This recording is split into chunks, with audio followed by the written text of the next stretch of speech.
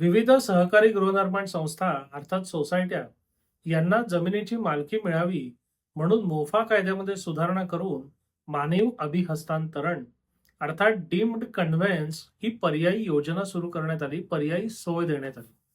मात्र मानीव अभिहस्तांतरण हा एकंदरच क्लिष्ट आणि किचकट प्रकार असल्यामुळे आजही बहुसंख्य सोसायट्यांचं मानीव अभिहस्तांतरण अर्थात डीम्ड कन्व्हेन्स पूर्ण झालेलं नाही.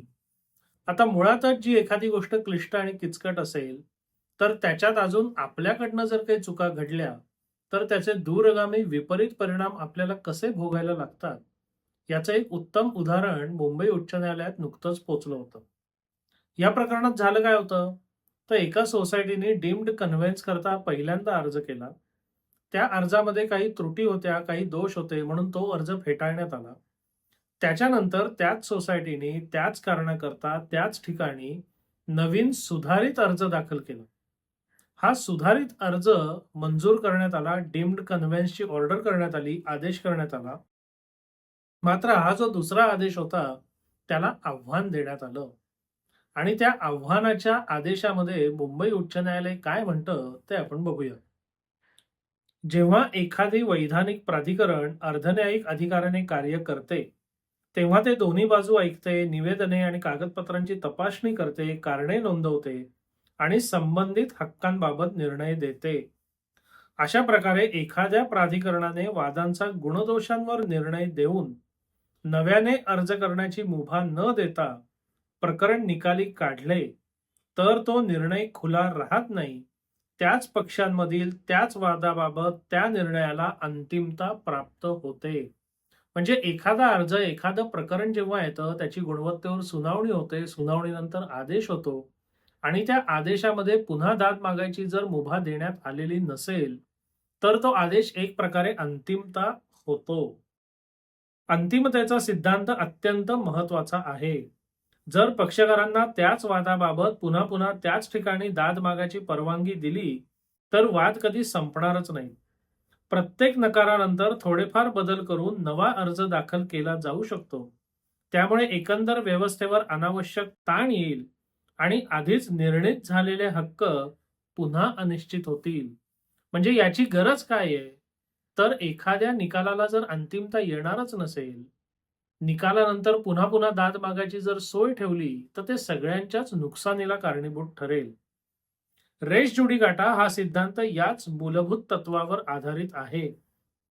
एखादा मुद्दा जो त्याच पक्षांदरम्यान थेट आणि मूलभूत स्वरूपात आधीच निर्णीत झाला आहे, तो पुन्हा दुसऱ्या टप्प्यात उघडता येत नाही. तसेच जे मुद्दे पूर्वीच्या कार्यवाहीत मांडता आले असते किंवा मांडणे आवश्यक होते, ते सुद्धा नंतरच्या नव्या कार्यवाहीत उपस्थित करता येत नाहीत. कायदा पक्षकारांना आपले दावे विभागून ठेवण्याची किंवा काही मुद्दे जाणीवपूर्वक न मांडता नंतर नव्या कार्यवाहीत ते मांडण्याची परवानगी देत नाही.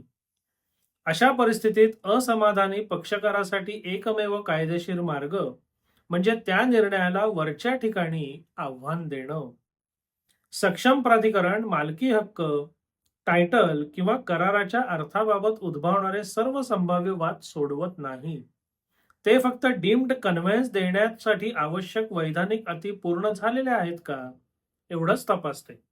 त्यामुळे डीम्ड कन्व्हेन्स मंजूर करणे किंवा नाकारणे याकरता जे मुद्दे आवश्यक आहेत, तेवढेच मुद्दे प्रत्यक्ष आणि मूलभूत स्वरूपात विचाराधीन असतात.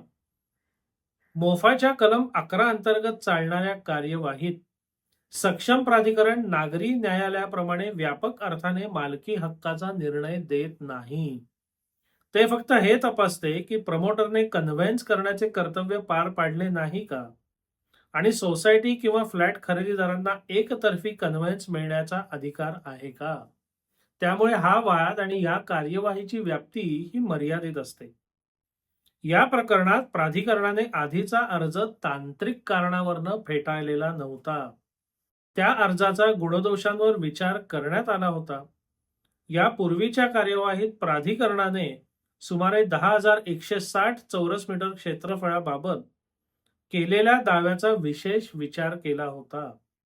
आदेशातील चर्चेतून असं दिसतं की प्राधिकरणाने कोणते भूभाग कन्व्हेन्सचा भाग होऊ शकतात आणि कोणते होऊ शकत नाहीत याचे विश्लेषण केलेले होते. पूर्वीच्या आदेशात दावा नाकारण्याचे मुख्य कारण असे होते की कन्व्हेन्स मागितलेल्या क्षेत्रफळामध्ये राखीव मैदानं, अंतर्गत रस्ते आणि सामायिक सुविधा यांचा सुद्धा समावेश होता. अशा क्षेत्रांना स्वयंचलितपणे एकतर्फी कन्व्हेन्समध्ये समाविष्ट करता येत नाही असं मानलं गेलं. प्राधिकरणाने नोंदवले की अशा सामायिक जागांचा समावेश केल्यास इतर रहिवासी आणि सोसायटींच्या हक्कांवर विपरीत परिणाम होऊ शकतो. त्यामुळे अर्जातील दावा ज्या स्वरूपात मांडण्यात आला होता तो सामायिक जागांचा समावेश असल्यामुळे स्वीकारता येणार नाही असा स्पष्ट अर्ज काढून अर्ज फेटाळण्यात आला होता. बरं, नवीन अर्ज करताना त्याच्यात विशेष काही नवीन सुधारणा न करता फक्त क्षेत्रफळामध्ये सुधारणा करण्यात आली होती. बाकी कोणतीही सुधारणा त्या नवीन अर्जामध्ये नव्हती. म्हणजे जुना अर्ज ज्याच्यावर एकदा अंतिम निर्णय झालेला आहे तो अर्ज आणि हा नवीन अर्ज याच्यात काही जमीन आसमानाचं अंतर नव्हतं किंवा पूर्णतः भिन्नता सुद्धा नव्हती.